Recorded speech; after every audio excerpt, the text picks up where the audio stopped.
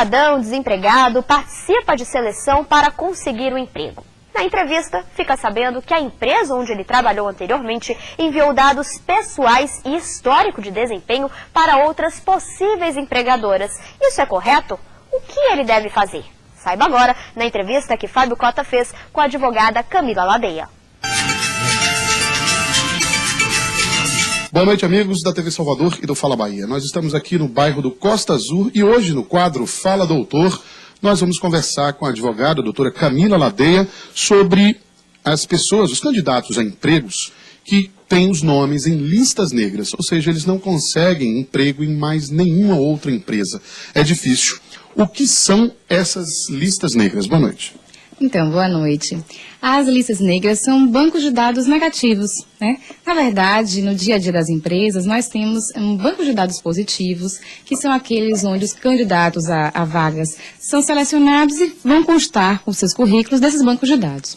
Mas além dessa circunstância que é positiva, ou seja, nós estamos esperando uma vaga para entrar na empresa, algumas empresas também podem constituir bancos de dados negativos, ou seja, uma experiência negativa que um funcionário teve aqui dentro vai impedir que este retorne à mesma casa.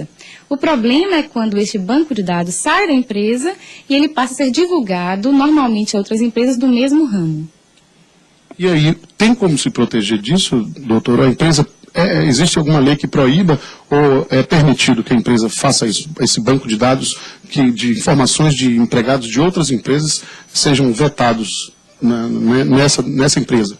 Então, a existência do banco de dados negativo numa própria empresa, ela é permitida. O que não é permitido pela nossa jurisprudência, não há nenhuma lei específica sobre lista negra, mas o que não é permitido é que se divulgue isso. Por quê? Porque a informação sobre a vida do empregado, ela é sigilosa, né? Ela pertence apenas ao funcionário e à empresa na qual ele trabalha. Ela não deve ser divulgada a outras empresas ou a outros funcionários da mesma empresa. É uma informação que deve estar apenas circulando nesse ambiente, empregado e empresa na qual ele trabalhou.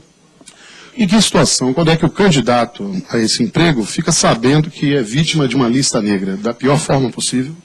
É sempre, o problema está justamente aí, né? Como que eu sei que o meu nome está inserido na lista negra? Porque a empresa não vai falar. A intenção dela é justamente retaliar, né, impossibilitar que esse ex-funcionário alcance outros postos na mesma atividade. Então, ela não vai falar, ela não vai divulgar o funcionário.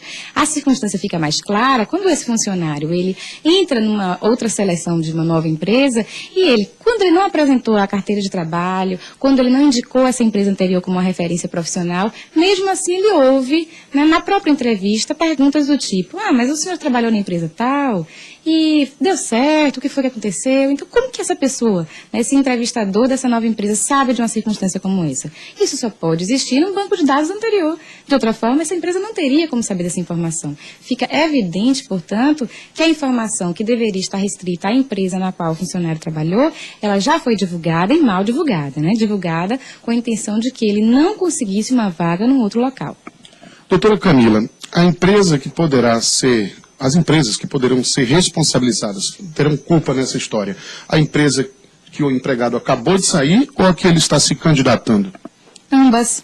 A que ele acabou de sair é responsável porque divulgou uma informação para outras empresas, informação essa que era sigilosa, como a gente já falou no início.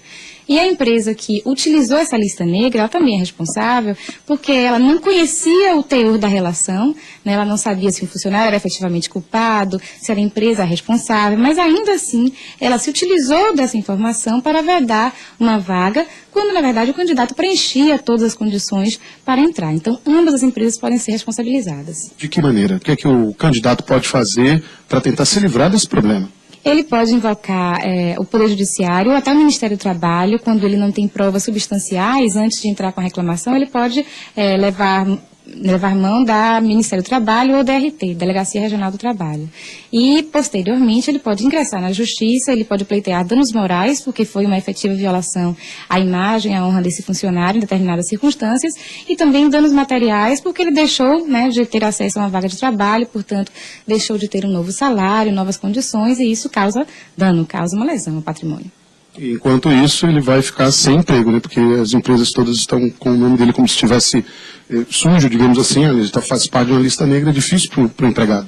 É possível, mas nessa circunstância, o que o empregado já pode se antecipar a novas perguntas em novas empresas é já informar que ele trabalhou sim na empresa, mas que essa condição está sendo discutida no local adequado e que não há nada que possa inviabilizar essa nova candidatura. Então, o funcionário tem que ter, o candidato ao emprego tem que ter cuidado e a empresa também na hora de criar essa diretriz para uns possíveis candidatos a vagas de emprego. Ok, muito obrigado, doutor. Uma boa noite. Até uma próxima vez, ok? Eu que agradeço. Boa noite a todos. Até a próxima. Então, vamos de volta aí para os estúdios do Fala Bahia da TV Salvador. Obrigada, doutora Camila. Obrigada, Fábio. E o Palacete das Artes dá início nesta quinta-feira, às 7 horas da noite, a segunda etapa do programa Filosofando no Palacete, com a palestra Rodin, a complexa fronteira entre o homem e o gênio. As inscrições são gratuitas, porém obrigatórias, e podem ser feitas na sede do Palacete, na Graça, até às 6 da tarde de amanhã. E a seguir, a Blitz do Fala Bahia flagra a situação do calçamento da Rua Santo Agostinho.